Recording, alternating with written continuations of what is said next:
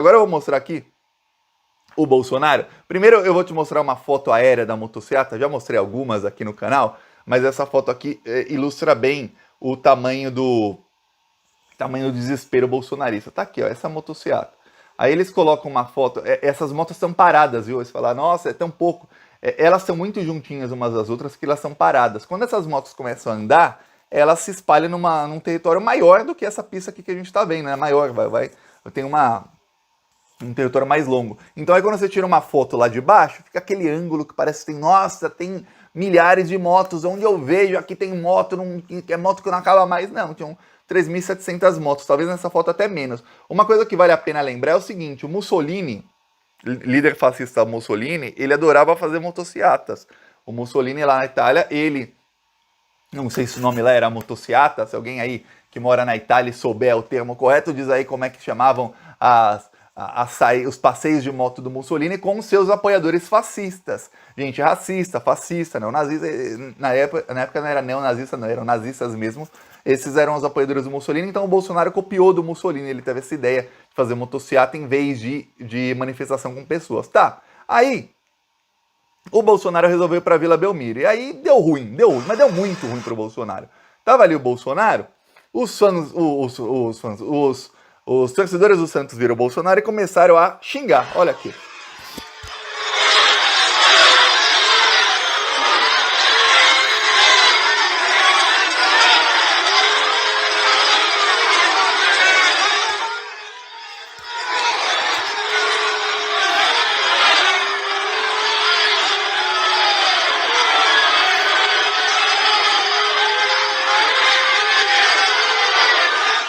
Vaias e vaias e mais vaias, e todo mundo olhando pro Bolsonaro e vaiando, assim, coisa ruim pra ele. Tá, aí, quando acabou o jogo, o Santos ganhou. Quando acabou o jogo, os jogadores, eles têm essa nova moda de entrarem com o celular dentro do campo e conversarem uns com os outros, tá? Aí você vai ver o jogador lá do Santos falando sobre o gol e tudo mais, só que a parte importante do vídeo é a torcida ao fundo, então escute a torcida ao fundo, a recepção que teve o Bolsonaro. Esse é o Datapovo, viu? Esse é quando o Bolsonaro não vai no meio do gado dele. Aqui o Datapovo. Mais um gol, Léo! Graças a Deus, mais uma vitória. O mais importante é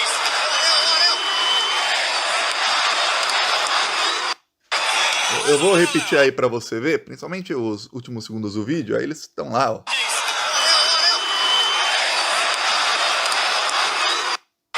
Aí dá pra ver, eles estão ali gritando, ei, Bolsonaro, vai tomar caju. Estão ali preocupados com o bem-estar do Bolsonaro, falando pra ele tomar caju, que é uma fruta boa, que tem vitaminas, né? Ou não, estavam xingando o Bolsonaro. Essa foi a recepção, esse é o Datapovo, mostrando como é que tá o Bolsonaro. Vamos lembrar uma coisa, Santos, a cidade de Santos deu 71% dos votos ao diabo em 2018, sabia? Quer dizer, 71% dessas pessoas votaram no diabo. E agora, 3 anos e 4 meses depois, você vê que tá todo mundo arrependido. Eu falar, você podia falar, não, mas essa é uma cidade onde Bolsonaro não teve voto. Não, é um lugar que só tinha bolsominion 3 anos atrás. Eu sei que eu conheço muita gente de Santos, era quase todo mundo bolsominion, e hoje todos eles odeiam o Bolsonaro.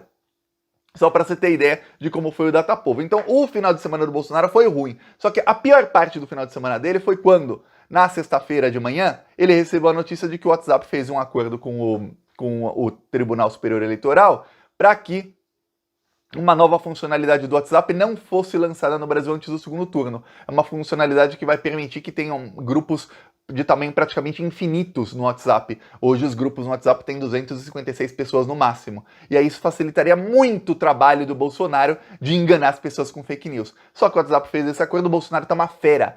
Uma fera. Enquanto isso tudo acontecia, primeiro a motociata completamente flopada.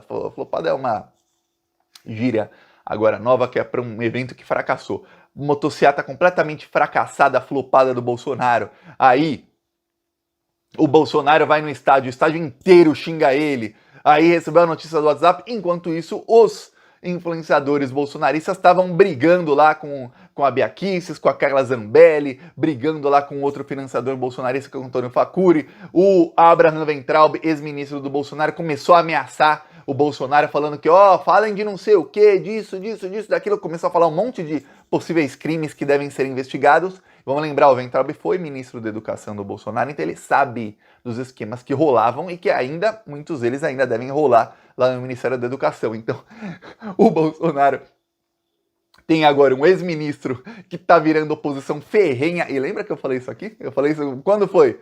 Em novembro, dezembro, eu falei no Plantão Brasil. Calma, gente, vocês vão ver o Weintraub. O Weintraub, ele tem potencial para tirar mais ou menos 40% dos bolsonaristas, ou pelo menos colocar uma pulga atrás da orelha desse pessoal. Só que tem uma coisa, o Weintraub ele consegue pegar os mais fanáticos, aqueles que mais se engajam, aqueles que são mais... eram bolsominions, assim, aqueles aqueles que espumavam pela boca Bolsonaro, esses são os que vão mudar para o lado do Weintraub. Ou seja, o Bolsonaro vai ter um racha muito grande na base dele. Esse racha começou a se intensificar nesse final de semana. Aliás, o influenciador lá que brigou com as deputadas, o Kim Paim, falou que já conversou com a Bia Kicis, que ele pediu desculpa, que ele apagou as publicações, só que não adiantou nada. Ele falou que ele tentou falar, olha, eu já joguei água na fogueira, tô apagando fogo. Não, porque o Antônio Facuri, que é o financiador, deu 51 mil para a campanha da Bia Kicis em 2018, também deu para várias outras deputadas bolsonaristas. O Antônio Facuri começou a desafiá-lo, falar, não adianta pedir desculpa para ela não, você tem que me colocar numa live que eu vou te desmascarar, e já falou que vai destruí-lo. Quer dizer, os bolsonaristas em pé de guerra, assim, todos em guerra, o Bolsonaro cada vez com a sua popularidade mais baixa. Eu vejo o seguinte, uma parte que os analistas não mostram, que eu falei aqui no começo do vídeo, é o seguinte, o Bolsonaro subiu nas pesquisas nos últimos meses, não tô falando dessas últimas não, depois que o Moro saiu, mas nos últimos meses o Bolsonaro vinha subindo, ele tirava votos do pessoal que era da terceira via e ele conquistava. O Sérgio Moro chegou a ter 9, 10% em algumas pesquisas. Aí ele foi caindo para 10, 9, 8, 7, 6 e o Bolsonaro foi ganhando esses pontos. Quando o Sérgio Moro saiu, o Bolsonaro ganhou os pontos do Sérgio Moro. Quase todos, não todos. Mas tem um problema para o Bolsonaro que muita gente não fala, que é o seguinte, o Bolsonaro, ele tá colhendo frutos de algumas coisas que ele colheria esses frutos mais tarde. Por exemplo, ele fez o Auxílio Brasil, R$400, ele colheu um pouquinho de frutos disso. Só que a inflação já engoliu o Auxílio Brasil. Aí o Bolsonaro vai lá, ele faz algum programa de governo, ele fez lá, tem o Vale Gás, que foi inclusive ideia do deputado do PT, Zaratini, Vale Gás, é bom para a população. O Bolsonaro vai lá, ele tenta colher os frutos disso, só que o que tinha que colher já colheu. Ele colheu em janeiro, em fevereiro, em março. Agora não tem mais nada. Não tem mais nada que o Bolsonaro pode fazer, assim, vou inaugurar alguma coisa, vou fazer uma mudança muito grande na economia. Não tem nada que ele possa fazer que mude o panorama econômico do Brasil. Todas as poucas mudanças econômicas que poderiam ser feitas para o bem da população, tenha sido feito por populismo, e foi feito por puro populismo no caso do Bolsonaro, ou tenham sido feitos por pressão da esquerda, que realmente quer ajudar a população, todas essas mudanças já foram feitas. E o que acontece? Acontece que as pessoas continuam mais pobres do que antes. A inflação está comendo essas mudanças na economia. Então o Bolsonaro ele colheu alguns frutos e agora parou. Ele não tem mais nada para colher até a eleição.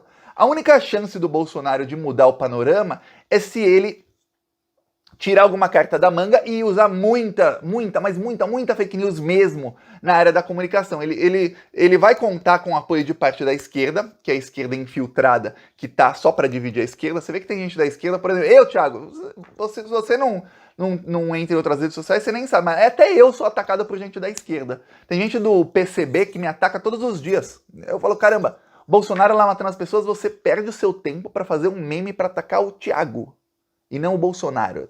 Esse pessoal é infiltrado. Tem gente da esquerda que é cirista, que nem pode chamar mais de esquerda o Ciro Gomes hoje, né? Mas que só perde tempo atacando o PT.